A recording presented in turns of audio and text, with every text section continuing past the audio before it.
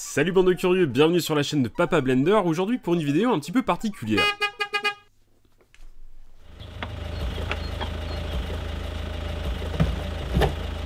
Pas besoin de signer. Puis la prochaine fois, passez par Mondial Relais. Hein.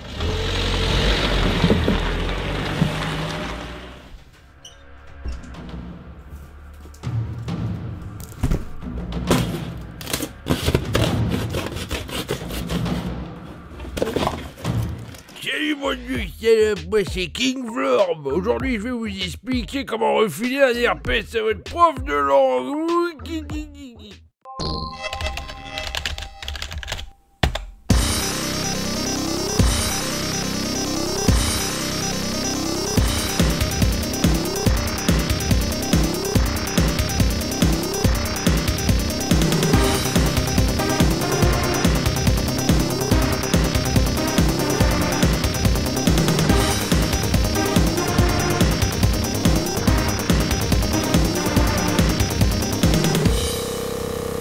Eh oui, les Boglins sont de retour, mais c'est avant tout une marque de marionnettes vendue par Mattel à partir de 1987. Des créatures monstrueuses qui ont fait naître toute une mythologie au cœur même des chambres des enfants. Et pour leur donner vie, il suffit simplement d'enfiler sa main à l'intérieur de la marionnette. Oh, doucement gamin, j'ai pas signé pour ça, on va se détendre tout de suite, repose-moi. Bon bah d'accord, oui, non mais... Hop.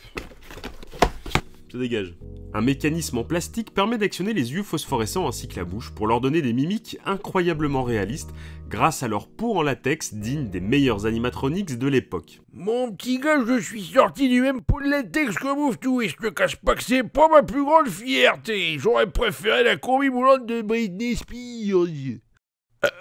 En effet, en voyant les Boglins, on ne peut pas s'empêcher de penser à d'autres créatures monstrueuses. À la fin des années 80, tous les gosses avaient vu au moins l'un de ces films.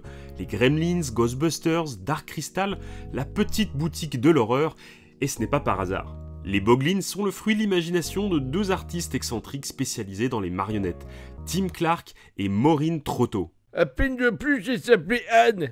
Et Anne trop, rigolo. Mais avant de fabriquer des jouets, ils ont développé des personnages pour la publicité, et déjà à l'époque, on sentait qu'ils étaient inspirés. Les deux créateurs sont des anciens de la société Jim Henson. Ouais, c'est ça les paroles. Mais non, mais pas les Henson, mais le célèbre marionnettiste et créateur du Muppet Show. Au tout début des années 80, il s'entoure d'une équipe de jeunes artistes pour travailler sur le film Dark Crystal qu'il réalise avec Frank Oz. Et c'est sur ce projet que Tim Clark, le papa des Boglins, se fera remarquer en créant le personnage de The Mystic, guidé par les incroyables dessins de Brian Froud. En 1983, Jim Henson s'inspire de l'émission Un rue Sésame pour créer le programme télévisé Les Fraggle Rock. La série met en scène un monde souterrain appelé Fraggle Rock, où vivent des créatures excentriques qui passent leur temps à s'amuser. Des illuminés qui occupent le sous-sol du doc, les premiers sadistes en fait. Ah putain, j'ai jamais pu encadrer les hippies. Tim a alors l'idée de permettre aux enfants de faire vivre eux aussi leurs marionnettes et veut se lancer dans la fabrication d'une gamme de jouets. Il soumet l'idée à Jim Henson en personne, mais ce dernier refuse son projet, préférant se concentrer sur l'audiovisuel. Ok, boomer. Quelques mois plus tard, c'est lors d'une fête d'Halloween que Tim Clark crée un gant en forme de mouche pour amuser ses enfants. Il imagine des petits personnages humanoïdes et insectes qui pourraient alors la chevaucher. C'est ainsi que sont nés les Sectors. Tim et Maureen quittent alors la Jim Henson Company et se lancent dans la fabrication de jouets en vendant leur idée à la marque Coleco. Bien connue dans le monde de l'électronique pour ses consoles et ses micro-ordinateurs, Coleco vise un nouveau public. Mais pour marquer des points rapidement sur le marché, il leur faut une gamme à l'identité visuelle forte du jamais vu. Ce sont les Sectors, les guerriers de Symbio, qui seront alors propulsés par la marque. À cette époque, les monstres ne sont pas qu'au cinéma, les enfants raffolent des Kratos, des Mad Balls, du savant fou et le slime coule à flot. Et c'est en voyant la marionnette de My Puppet Monster sortie en 1986 que Clark comprend le potentiel des marionnettes monstrueuses. Il s'inspire alors des têtes colossales Olmec, des sculptures monolithiques vieilles de plus de 3000 ans, et se met alors à dessiner les premières créatures. Mais en vérité, ce sont les Olmecs qui se sont inspirés de nous. Quand on a débarqué il y a 3000 ans avec nos vaisseaux spatials, t'aurais vu leur tête, mais Ils se sont mis à nous vénérer et à nous faire des cailloux avec nos tronches. Tiens, voilà, c'est Franck, mon arrière-grand-oncle, qu'est-ce qu'il était con. Tim Clark est fasciné par ces visages, il leur ajoute une queue, des oreilles pointues, des bras de gremlins et commence à couler les premiers prototypes en latex. Les bras gesticulent, les yeux bougent et se ferment, et il puise dans son savoir-faire de marionnettiste pour créer un système de câbles situés à l'intérieur de la queue et qui permettent aux mains de se refermer si on tire dessus.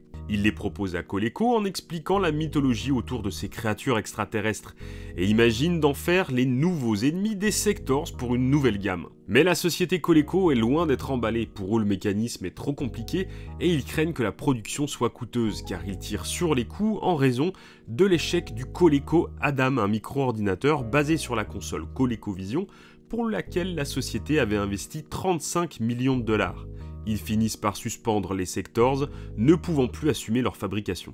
Et qui dit plus de Sectors dit plus de Boglins. Ouais les rideaux, fans de la vidéo, allez lâchez les pouces bleus, les pouces commentaires, tout ça, blablabla. Non, justement, c'est pas fini. Clark et Trotto vont aller taper à la porte de plusieurs fabricants de jouets, et c'est Mattel qui prendra le bébé en simplifiant les mécanismes. C'est ainsi que sont nés Dwork, Vlob et Drool, les 3 premiers Boglins. Allez, Mazil Tov, ça porte bonheur en chinois.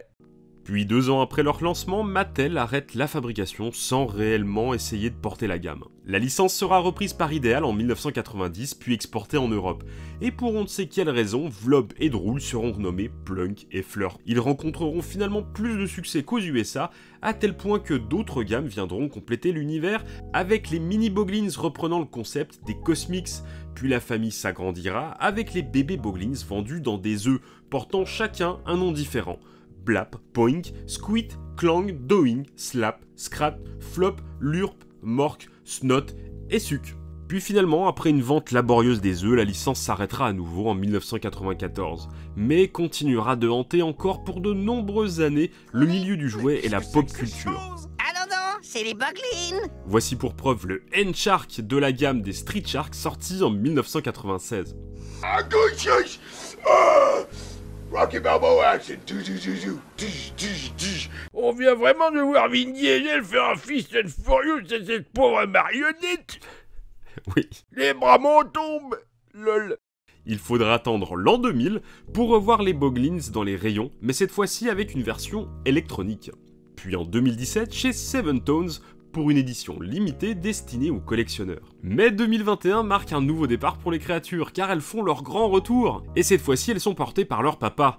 Après un Kickstarter dont l'objectif a été largement atteint, Tim Clark lance officiellement la distribution de ces Boglins qui reprennent les 3 personnages qui ont fait leur succès, Drool, Vlob et Dwork.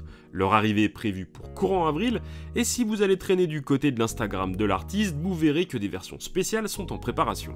Quoi qu'il en soit, cette première vague risque d'être extrêmement limitée. Avant qu'il ne soit trop tard, vous pouvez vous les procurer sur l'excellente boutique Mania Toys Collector, dont vous trouverez le lien dans la description. Foncez, il n'y en aura pas pour tout le monde. Et si vous voulez en savoir plus sur l'univers de Tim Clark, je vous invite à aller visiter son site où il propose des Boglins uniques et même d'autres art toys tels que les Totems. Sachez aussi que l'ami Romain de la chaîne Archeo Toys a eu la chance d'interviewer Tim Clark en personne. Alors je vous invite à foncer voir sa vidéo, vous y apprendrez notamment comment Saddam Hussein a volé l'une des marionnettes de Tim Clark.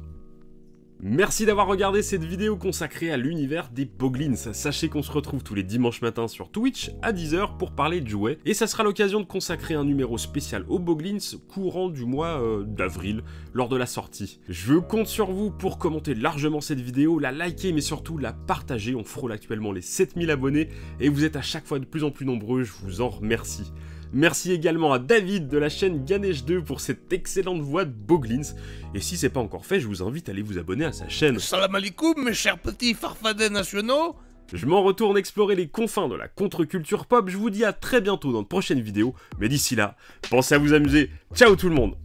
Et pour terminer cette vidéo, je vais vous raconter la blague désopilante qu'on se transmet de père en fils de la famille du ver solitaire. Alors c'est un gars, il a un ver solitaire, ça lui pique le cul, ça lui fait mal partout et tout. Et il va voir le médecin dit « Oh, mais vous en faites prendre un traitement qui fonctionne vachement bien.